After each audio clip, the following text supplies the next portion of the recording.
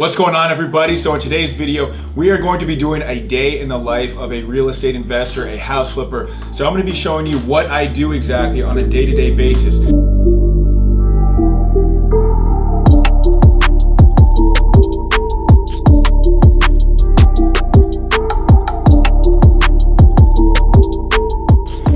What's going on, everybody? So we got a lot on the schedule today.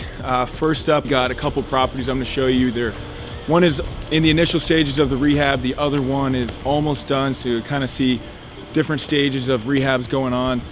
Then we got a meeting with an investor that I'm going to show you guys some of the background stuff, some of the stuff you don't always see, behind the scenes stuff as far as marketing goes and different factors like that. So let's get going. So with house flipping and real estate investing in general, you know, a lot of people think that you have to learn various trends in the market and things like that, and that's important, don't get me wrong, but the bottom line when it comes down to it is you got to have leads coming in. So if you just learn marketing, I could take a good marketer and make him the best real estate investor probably pretty quickly if you just have leads marketing to the right people.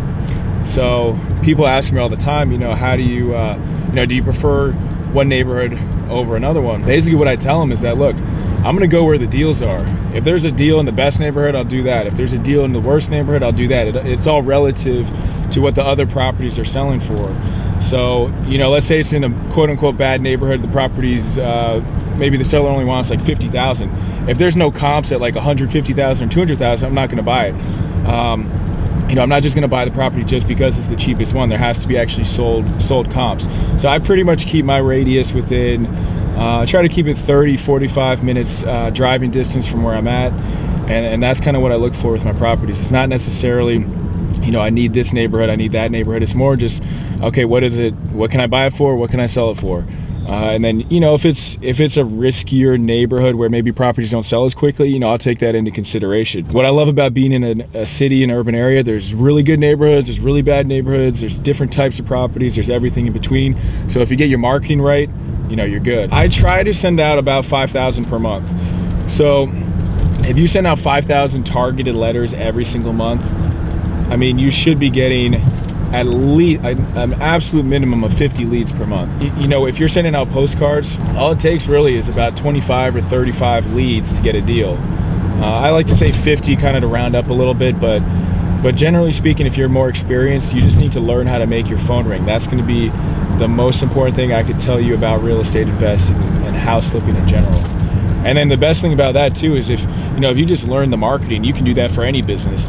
It's not necessarily just real estate. I mean, that's why I said you could take a good marketer and turn him into a real estate investor pretty quickly. Okay, so we're here at the first property. In this house, we actually found through a direct mail campaign, which, like I mentioned, if you're a real estate investor, you should be doing a lot of direct mail. That's going to be your best source of leads. And for this property, you know, a lot of times real estate investors think that you either need to just put carpet and paint or that you need to do some extreme renovation. For this one, as you can see, you know, there is a lot of work being done, but this is going to be more of like a mid-level renovation. We're not trying to set a record for the neighborhood. You know, sometimes an extensive renovation can obviously take, you know, 3, 6, 9 months.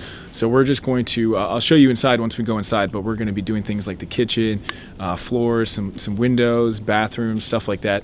But it's not going to be a complete gut job. So let's check it out. All right, so here we are. Careful with the paint. We've got a lot of stuff still going on, obviously. The last thing that you always do in houses typically is finishing the floor, so that's going to be the last project because obviously some of these floors actually need to be replaced, staining. The kitchen is going in the next couple days. We're going to have that installed. That's going to be brand new.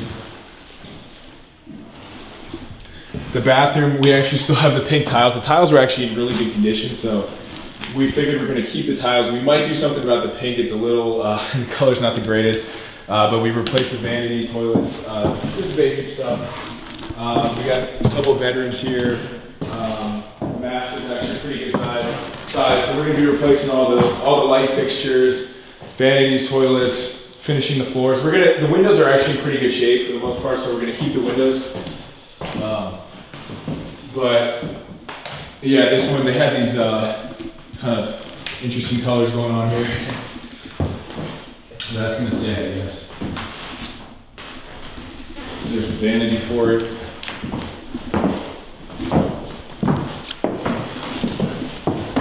And luckily, the roof for this property was actually in really good condition. We have to replace the HVAC, which is about a $5,000 expense, but roofs can be a big expense. HVAC, we got to do some plumbing work, some electrical work, but for the most part, we're trying to keep this renovation under $50,000. All right, so we're about to head to the next property. This next one's actually a much smaller house, but we did a full gut renovation on it. So the kitchen's almost in. The floor, I'd say it's about 80% done. The kitchen needs to be installed.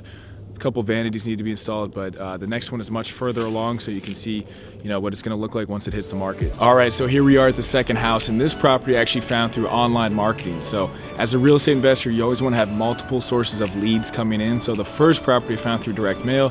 This guy actually found me because he was typing in "sell house fast," "we buy houses," that type of thing. Looked me up, called me, made him an offer. Really, it was within about an hour. I got the property under contract from the time he called me. And that's a big factor. As a real estate investor, you need to move quickly. Secondly, I actually paid a little bit more than I wanted to for this property originally, just for the fact that this area is so good that the properties usually sell within a week. So, if you're in an area where maybe you're not so sure about, you have to be more conservative. However, the opposite is true too. If you're in a really hot area, sometimes you can pay a little bit more. And maybe you make a little bit less, but it's a much more, you just know they're gonna sell quickly. And actually, after I put this property under contract, there was 3 other properties that sold all above the price I was looking to get for this one. So, it turned out to be a good decision. All right, so here we are. Did new drywall. This house was pretty much gutted. We're almost ready to go to the market. Floors were just done. Got a big room right here. Actually, the good thing about it, the seller actually replaced the windows before I purchased the project, so I didn't actually have to replace the windows, which was good, because windows are super expensive. Let's go over here. So this is actually the kitchen.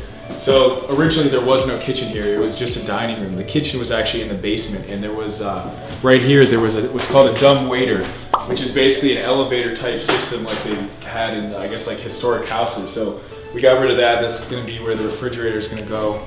And this will be the new kitchen. That'll kind of be like a dining room, living room area. And then we got a powder room right here, 2 bedrooms, 1 bath upstairs, and then a full bath downstairs that we just put in. So we got a bathroom right here, full bath. He's got to install a vanity. The good thing about this area is that these rooms are a lot bigger. For a normal townhouse, the rooms would be much smaller. So this is a good size room. Both of these are.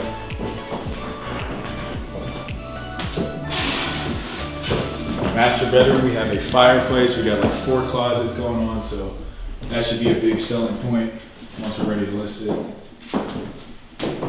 All right, we're gonna head downstairs. There's no light, so I'm gonna try to use my little cell phone light. Let's see what we can get. Watch out for the wires.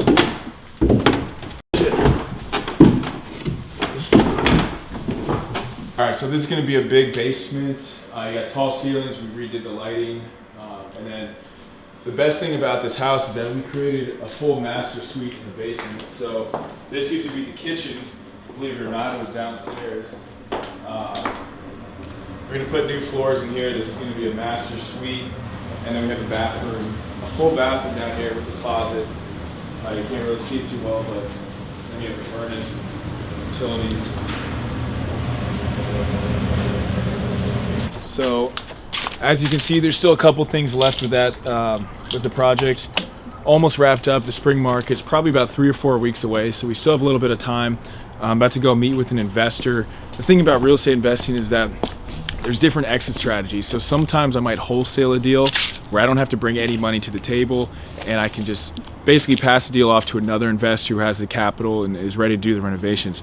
Other times, like with this property, sometimes it makes sense to purchase it. So sometimes I use hard money, sometimes I use private money. Always looking for investors to buy, to work with these undervalued real estate deals, and we bring them up to the market level.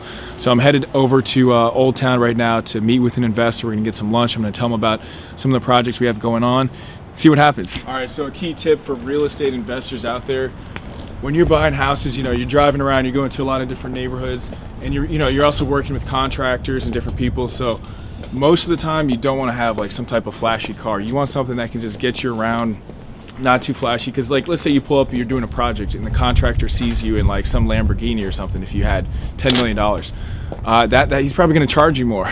Just having a flashy car kind of stands out more, and not necessarily in a good way. You know, if you're like a luxury real estate agent, that's one thing. You want your clients to see you're successful, but for the most part, I just have a pretty standard car. I have a Prius. I actually know this real estate developer when I was first getting started in DC. This guy owns, you know, probably $100 million worth of real estate. He drove the most modest car, and the reason being, he didn't want to set the wrong impression to his employees. You know, he's got a couple hundred employees. If they see him driving a nice car, you know, hey, they're going to ask for a raise. You know, they might try to do like lawsuits. I mean, you're opening yourself up to a lot of liability if you drive a really nice car. So I would have a dependable car like a Prius, or you know, just something normal that can get you around the city, no problem. So I'm going to meet my investor friend right now. We're going to talk about future projects, current projects, try to get him on board and see if he's would be interested in, you know, going in on some more deals, because obviously real estate's very capital intensive. So you know, you got to have money for these projects. So let's go check it out.